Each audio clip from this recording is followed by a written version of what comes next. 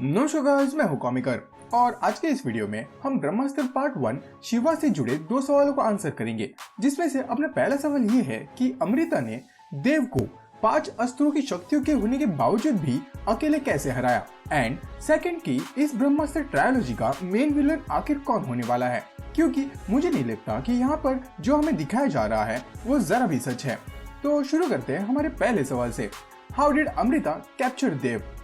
ब्रह्मास्त्र movie को देखने के बाद सबसे पहला सवाल यही आता है कि देव जिसने 5 अस्त्रों पर कंट्रोल पा लिया था एंड ब्रह्मास्त्र भी ऑलमोस्ट पा ही गया था, उसको अमृता ने सिर्फ जलास्त्र की मदद से कैसे रोका।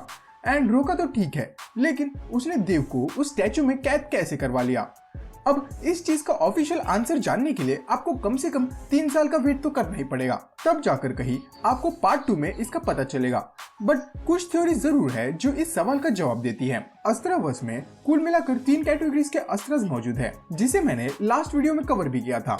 उनमें से एलिमेंटल जो अस्त्र होते हैं वो सबसे पावरफुल होते हैं एंड जल अस्त्र इसी एलिमेंटल कैटेगरी में आता है। अब हो सकता है कि अस्त्रवश में जलास्त्र काफी ज्यादा पावरफुल वेपन हो एंड इसके अंदर काफी ज्यादा पोटेंशियल हो, या मे बी अमृता इसे बहुत ही अच्छी तरह से यूज करना जानती हो, देव से भी अच्छा, जिसकी वजह से अमृता देव को हरा पाती है। और रही बात उसे कैद करने की, तो जहाँ पर उनकी आखिरी बार फाइट हुई थी वो एक आइलैंड था, मे बी एक वॉल्केनिक आइलैंड। अब जैसे तुम्हें पता ही होगा कि देव के पास 5 अस्त्र की पावर्स थी, तो मे बी जैसे शिवा ने जुनून से लड़ते वक्त अपना फायर फॉर्म बनाया था, देव ने भी वैसे ही कुछ किया होगा इन एडिशन विद अदर अस्त्र, ताकि वो अपने अग्नि फॉर्म को और थोड़ा स्ट्रॉन्ग और सॉलिडिफाई कर सके। अब शायद इसी का फायदा उठाकर अमृता ने उसे पत्थर में कैद करवा दिया, क्योंकि जब लावा गर्म होता है तब उसके कूल डाउन होने के बाद वो पत्थर में बन जाता है। शायद ऐसा ही कुछ यहाँ पर भी हुआ होगा। अब सेकंड थ्योरी के अकॉर्डिंग शायद अमृता भी देव की तरह मल्टीपल अस्त्र का यूज करना जानती हो एंड उसके पास जलास्त्र के अलावा कोई और अस्त्र भी मौजूद था, जिसके मदद से उसने देव को हराया एंड उसे पत्थर में कन्वर्ट कर दिया। क्योंकि हमें अभी तक एलिमेंटल्स में बस जलास्त्र, पवन अस्त्र एंड अग्नि अस्त्र के बारे में बताया गया है, लेकिन व्हाट इफ अर्थ पावर से जुड़ा कोई अस्त्र मौजूद हो जो मिट्टी, पत्थर, रेत जैसी चीजों को कंट्रोल करे। एंड ये इसलिए एग्जिस्ट करता है क्योंकि अगर आपने मूवी ध्यान से देखी होगी तो आपको पता चलेगा कि देव और अमृता के फाइट के दौरान अमृता का जल अस्त्र देव के पास ही रहता है, जिसके पावर्स बाद में वो जुनून को भी यूज करने के लिए देता है। तो अगर देव के पास उसका अस्त्र था तो अमृता ने उसे जरूर किसी दूसरे अस्त्र से कैद किया होगा, क्योंकि अस्त्रवश में एक अस्त्र को मल्टीपल यूजर्स भी यूज करते हो। अब अपना दूसरा क्वेश्चन ये है कि इस ट्रायोलॉजी का मेन विलन कौन होने वाला है? Who is the main villain of this trilogy? Brahmastra part 1 में देव को as a main villain setup किया जा रहा है, लेकिन इसके अलावा भी मूवी में ऐसी बहुत सी चीजें हैं जो कि किसी और इंसान की ओर इशारा कर रही है, जो मे भी इस सीरीज का मेन विलन हो। तो अपना सबसे पहला गेस है ईशा। अब ऑल्दो इस थ्योरी को खुद आयन मुखर्जी ने मना कर दिया, लेकिन थ्योरी कुछ ऐसी थी कि ईशा शायद से इस सीरीज की मेन विलन थी या किसी वे में उससे कनेक्टेड थी। क्योंकि सिंपल सा रीजन है, कोई भी लड़की तुम्हें जाने बिना, तुम्हें पहचाने बिना तुम्हारे साथ कहीं नहीं जाएगी।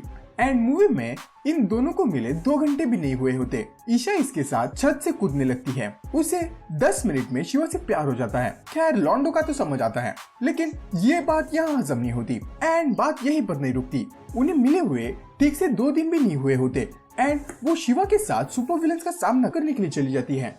इसके अलावा तुमने ये नोटिस किया होगा कि थ्रू आउट द मूवी में ईशा हमें क्यूरियस लगती है शिवा के पावर्स जानने के लिए, एंड यही नहीं बल्कि वो शिवा से ज्यादा ब्रह्मास्त्र में इंटरेस्टेड होती है। प्लस ईशा के उंगली में जो रिंग होती है वो सेम हमें देव के हाथ में भी दिखती है, जिसकी वजह से ये रूमर ज्यादा स्ट्रॉन्ग बने। नेक्स्ट जो कैरेक्टर है उसके बारे में आपने सोचा तक नहीं होगा, तो नेक्स्ट है गुरुजी।